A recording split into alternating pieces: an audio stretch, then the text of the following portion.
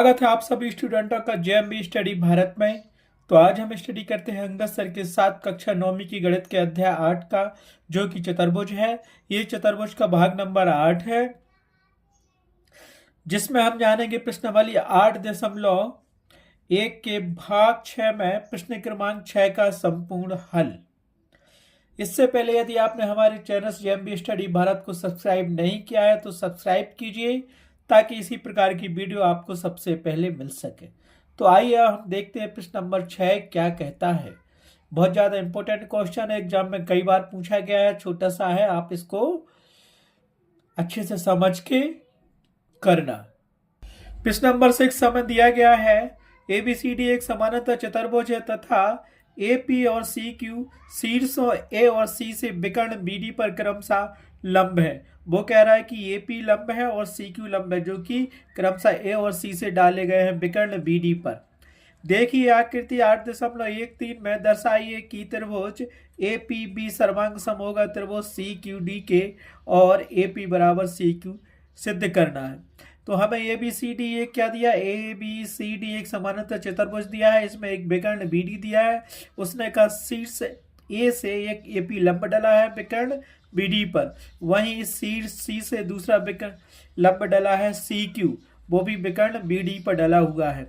हमें सिद्ध करना है कि APB त्रिभुज सर्वांग सम होगा CQD त्रिभुज के। ठीक है, हम क्या जानते हैं, समानांतर चतुर्भुज में आमने सामने की भुजाएं ये क्या होती हैं, बराबर होती हैं। एक चीज तो मिल गई, ए बी बराबर CD भी मिल गया।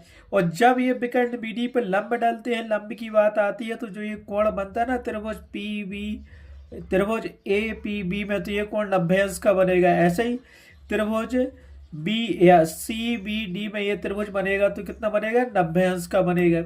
लंब की बात आती है, मतलब 90 अंश का कोण उस रेखा पर या विकर्ण पर या भुजा पे बनेगा ही। ठीक है, समझ में तो आ गया होगा। तो हम एक त्रिभुज ए लेंगे, दूसरा ए लेंगे, इन दोनों त्रिभुजों को सर्वांग सम सिद्ध करेंगे। जब ये सर्वांग सम हो जाएंगे तो CPCT से ये भी कर लेंगे, क्योंकि AP बराबर CQ आ तो रहा है इसी दोनों त्रिभुजों में, वो भी सिद्ध हो जाएगा। तो जो हमें दिया गया है पहले हम उसको लिख लेते हैं, जो ज्ञात करना वो लिख लेते हैं, फिर पहले भाग को हम सॉल्व करेंगे। हमें दिया गया है कि ABCD एक समानांतर चतुर्भुज है जिसमें विकर्ण BD है और विकर्ण BD पर दो लंब AP और CQ डाले गए हैं। जब लंब की बात आती है तो हमें क्या करना पड़ता है, लंब दिए तो ये कोण क्या बनेगा, APB 90 अंश का बनेगा और ये बनेगा CQD भी 90 अंश का बनेगा। दोनों तरफ 90 अंश के कोण बनते हैं, तो एक त्रिभुज A हमारा, एक त्रिभुज A है। ठीक है, तो यहां से इसको लिख लो, कोण P बराबर होगा 90 अंश एवं कोण Q बराबर भी होगा हमारे पास 90 अंश।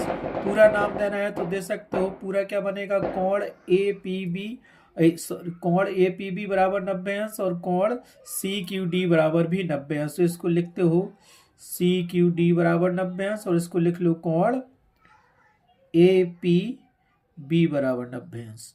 इसको समीकरण 1 दे दो। ठीक है, जो हमें प्रूव करना है वो भी हम देख लेते हैं। क्या सिद्ध करना है, दिया गया है, क्या है सिद्ध करना है कि त्रिभुज APB सर्वांग सम होगा त्रिभुज CQD के और AP बराबर होगा CQ के। तो ये भी लिख लेते हैं हम। तो हमें सिद्ध करना है कि त्रिभुज APB सर्वांग सम है त्रिभुज CQD के, और सेकंड सिद्ध करना है APB बराबर है CQ के।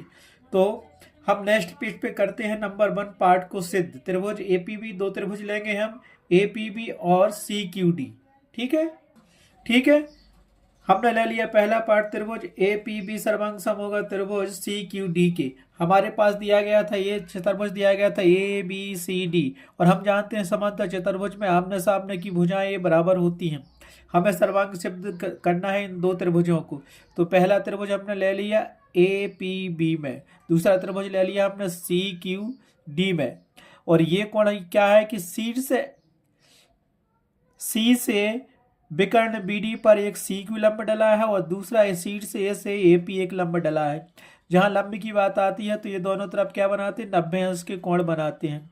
और इस कोण को हमने मान लिया इस वाली त्रिभुज में X मान लिया, और इस त्रिभुज में इस कोण को मान लिया Y, ताकि बार बार पूरा नाम ना लिखना पड़े उसका।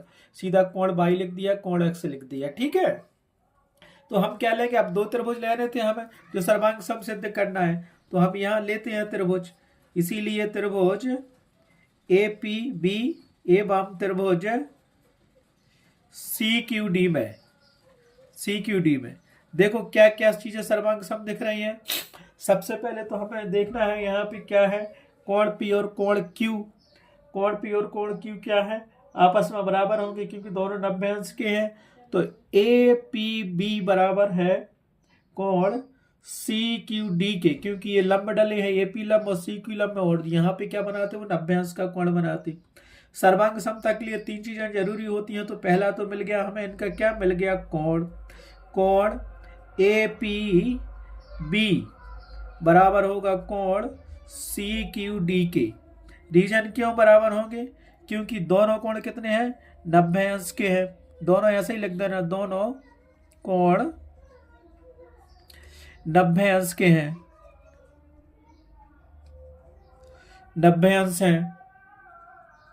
ठीक है, अब दूसरी चीज इसमें हमें क्या मिलेगी, आप ही बताइए। यहाँ से ये समानांतर चतुर्भुज है, और इस त्रिभुज में APB में ये भुजा AP मिल रही है, और CQD में ये भुजा हमें CD मिल रही है।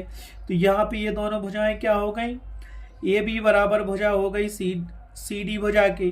क्यों, हम जानते हैं कि समांतर चतुर्भुज में सम्मुख भुजाएं क्या होती हैं, बराबर होती है। तो वो रीजन भी यहाँ लिख दो, क्योंकि हम जानते हैं समांतर चतुर्भुज में सम्मुख भुजाएं बराबर होती हैं, इसलिए AB भुजा बराबर हो गई CD भुजा के।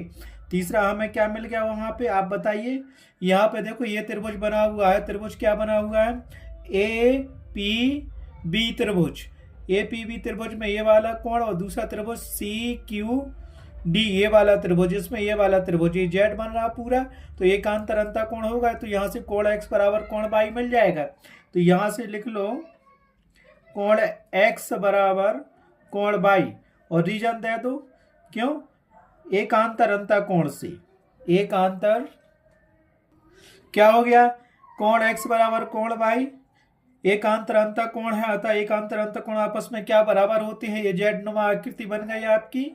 ठीक है, अतः हम क्या कह सकते हैं, त्रिभुज APB और त्रिभुज CQD क्या होंगे, सर्वांग सम होंगे, क्योंकि यहाँ तीन चीजें मिल गई, कोण मिला, फिर भुजा मिली, फिर कोण मिला, आपस में बराबर मिल गया। तो इसको लिख लो, कोण भुजा कोण सर्वांग समता नियम से दोनों त्रिभुज सर्वांग सम होंगी। तो क्या हो गया, कोण भुजा कोण सर्वांग समता नियम से त्रिभुज APB सर्वांग सम होगा त्रिभुज CQD के, और हमें यही सिद्ध करना था। तो पहला पार्ट सिद्ध हो गया, तो लिख दो इति सिद्धम।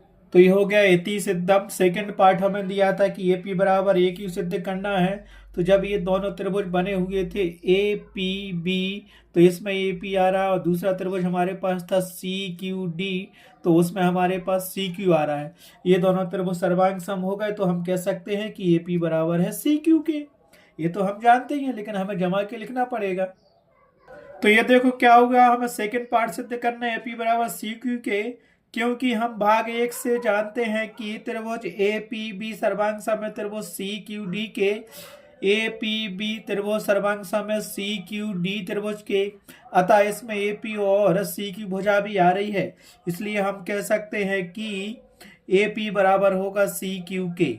क्यों होगा बराबर, क्योंकि जब दो त्रिभुज सर्वांग सम हो गए तो हम CPCT से कह सकते हैं, CPCT से कि AP बराबर होगा CQ के, अतः यह हमें सिद्ध करना था। ठीक है, CPCT का मतलब होता है कि सर्वांग सम त्रिभुजों के संगत अवयव या संगत भाग आपस में बराबर होते हैं, यही सिद्ध करना था। सो इति सिद्धम। इस प्रकार प्रश्नावली 8.1 का क्वेश्चन नंबर 6 कंप्लीट हुआ। ये बहुत ज्यादा इंपॉर्टेंट क्वेश्चन है, सिंपल है और कई बार एग्जाम में पूछा गया है, इसलिए इसको अच्छे से तैयार करना। ठीक है, आज के वीडियो में बस इतना ही। नेक्स्ट वीडियो में देखेंगे हम नेक्स्ट क्वेश्चंस, वो भी इंपॉर्टेंट है, question number 7। Thanks for watching my video.